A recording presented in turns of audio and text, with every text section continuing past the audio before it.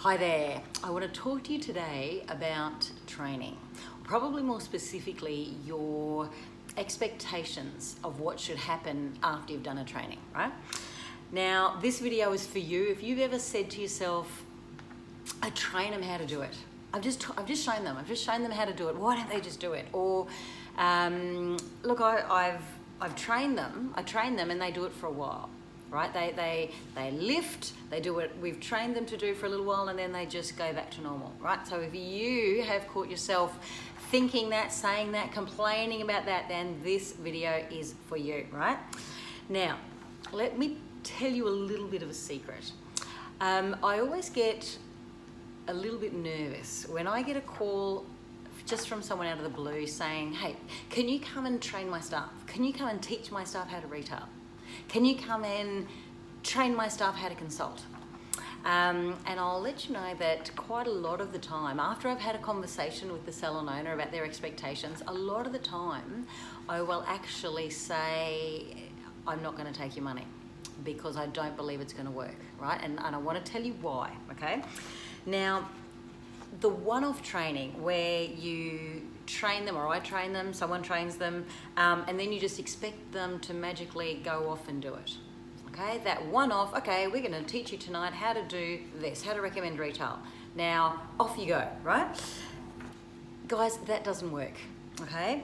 What makes it work is how you follow that up every day, how you manage it into play is what I call it. What steps you take the very next day and from every day on to make sure that that becomes your new normal, right? Your new, this is how we do it around here, right? In doing that, what those actions do for your staff is it reinforces your message. It lets them know that this is important and this is serious and this is not optional and this is where we're going, guys. This is where we're headed, right? Without that reinforcement, okay, so if you just do the training and go, well, there you go, just do it. Without that follow-up the next day and from then on to make it part of your routine, without that, that sends a clear message as well. When that doesn't happen, that says to your staff, you know, this would be nice, nothing's gonna happen, you know, we just go back to normal, right? And also on that point, if you've made a bit of a habit of that, so if you have, you've had a staff meeting, you've done a staff training session, and your staff are in the habit of rising for a few days or a week or so, and then back they go. And then you have another training, and then up they go a little bit, and then back they go.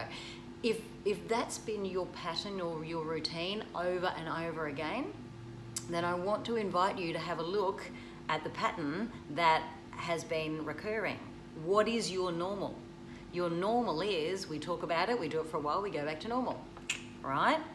So, of course, if we want a new behavior to become part of their everyday routine, then it's going to take some coaching, some management, some support, some follow through on your part as the leader, okay? When we stepped up to that role as a leader, we took on the job or we bought the business, that's the role we took on. So if it is to be, it's up to me, right? So whenever if I do accept that invitation to come and do a session with a team, what I always do is follow it hot on the heels with a one-on-one session straight afterwards with the manager. So the person who is responsible for the performance of those people, right? So we do the training session, we give everyone the vision, the how-to, the why, right? And then straight away afterwards, there's a session with the manager.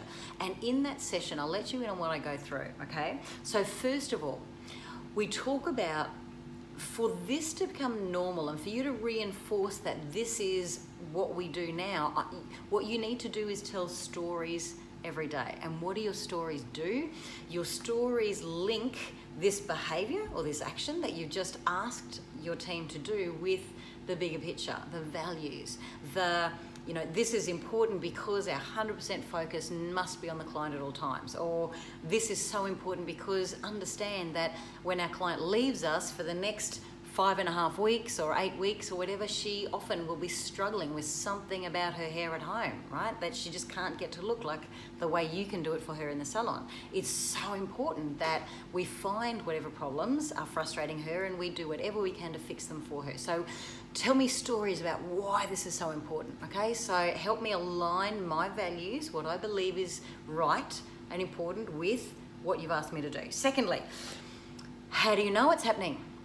What should you see? Okay, so we need to talk about if it is being adopted and implemented, what will that look like? What will your staff be doing that will show you that this is being done? Or what will you see that shows you it's not being done?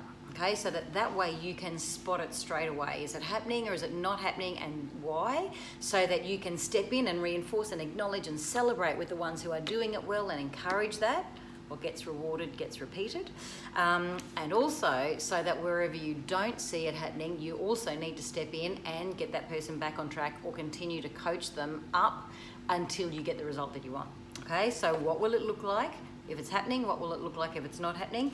But the most important one of all for me, being a coach, I'll track and measure anything that moves, right? Is that you've got to be able to measure it. Okay, because even if it looks like it's happening, even if your staff tell you they're doing it, if it's not showing up as the result you need on the reports, that KPI doesn't say that it's happening, it's not happening. Okay, doesn't matter what it looks like, doesn't matter what they're saying, if it's not showing up in your reports, it's not happening, all right? So you've got to know, how do you measure it? What will your result, your KPI look like when that's being done to the standard that you want? What are you aiming for? And then how do we coach and celebrate the steps all the way toward that, right?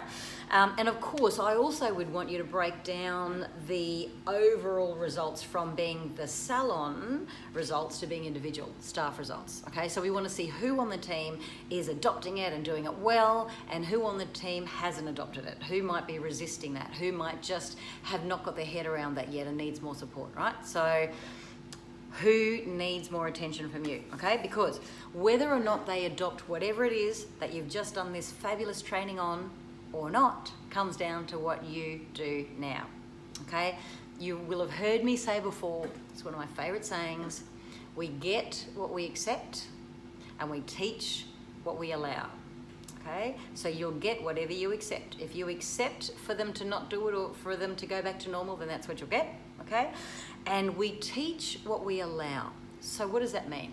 If you train them to do it and they do it for a while and then they choose not to do it, they go back to normal, and you see it and they know you've seen it, and you do nothing. You avoid it, you procrastinate, in whatever way you don't deal with it, that sends a big message to your staff. It's not important, nothing's going to happen, okay? They are watching to see what you do. Okay, so you got to walkie-talk. You got to show them that you're serious. You got to show them that this is important, right? So if your mindset has been, why don't they just do it? They should just do it, okay? Then I want to save you a ton of frustration and invite you to see your role in this a little bit differently. Okay, because that's where the change lies. That's where the magic happens, okay? If you would ask me that question, so why can't they just do it? Then my answer to you would be, okay, so how have you managed this into play? Tell me what you've done. What did you do the next morning? What have you been doing every day to make sure that this becomes the new routine? What have you been doing? And if your answer to that is, what do you mean, what have I been doing? They should do it, okay? Then again, I would invite you to see that a little bit differently, because to me, you can have one or the other. You can have this belief that they should just do it without you, or you can have results.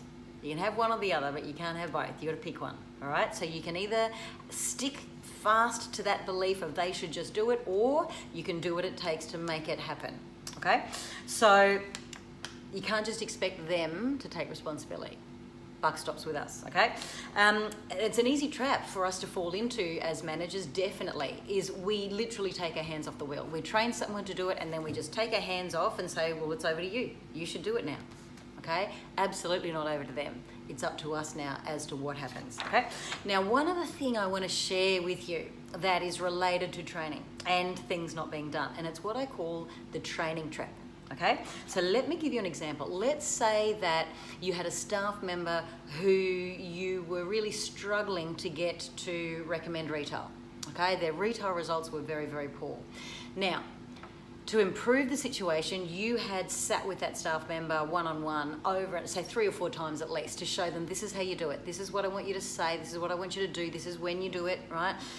You trained them over and over again how to do it. Plus, you have maybe sent them off to product knowledge training classes, or maybe you've brought your supplier, your representatives or your trainers into your business. And as a result, that staff member has had multiple sessions, 3 or 4 sessions on this is what's in the product, this is how it works, this is what it does, this is the person it's ideal for, this is the problem it solves. So they know that, okay? But even though you've trained them over and over again how to do it, and they've had product knowledge training over and over again, they're still not doing it. What do you think the problem is here? Okay, this is what I call the training trap. Okay, if we fall into the training trap, what we do is we keep investing more time and more money into training that person, sending them to more training. But let me ask you this. If you were to talk to that staff member and say, okay, just show me, mirror back to me how I want you to do this, pretty sure they'd be able to do that. And if you said to them, explain to me how these products work, what do they do? I'm pretty sure they could explain that. So the moral of the story is that it's not that they don't know how. The problem is that there is a block. They're choosing not to. So this is not a knowledge or a training issue. This is a behavioral issue, okay? Now, before you get cranky and feel like you want to force them, because it's a behavioral issue, let me just expand on that a little bit, because I think sometimes, yes, clear leadership, but a little bit of empathy can go very well for us. Okay, so what often happens here is that there is a conflict in their values somewhere. So you're saying, this is what I want you to do, but in their mind, they're going, oh, I feel uncomfortable doing that. Maybe their mindset has been, I'm a hairdresser or I'm a therapist. I shouldn't have to do that, okay? I shouldn't have to sell. I feel uncomfortable when I recommend. I feel like I'm taking from my clients. I feel like my clients aren't comfortable when I do that, okay? So whatever's going on, there's a script running in their mind. So their thoughts and beliefs are saying, this is bad. Shouldn't do this, this is wrong. So as a result of that thinking, how do they feel? They feel awkward, they feel uncomfortable, they restrict, right? Their voice will show that, okay? Their actions will show that. And so they either choose to avoid what you're asking them to do and they don't recommend, or if you're watching them and they're getting the eye that says, now, do it now, all right? Then they might push through that feeling, but I guarantee you that if they are feeling uncomfortable, and thinking along those lines, that client will pick that up. They will sense it, they will hear it in the voice, they'll sense it in the behaviours, okay? And the end result of that is they do it very poorly. So what's the solution? The solution is not teach them more about the product. The solution is you've got to help them see the situation differently. There is a block in the way. You, through talking to them and understanding what they're thinking and how they're feeling, you need to dissolve that block so that everything can flow, okay? So you have to help them see the situation in a way that this is something that the client needs from them, that it's our responsibility to share, or just generally keep talking to them until they can understand that this is a gift, this is an action of helping and giving, not of taking from someone. And that just takes talking and maybe asking them, like, how are you feeling? When you get all uncomfortable, what's the voice in your head saying? How are you feeling? What's the emotion, right?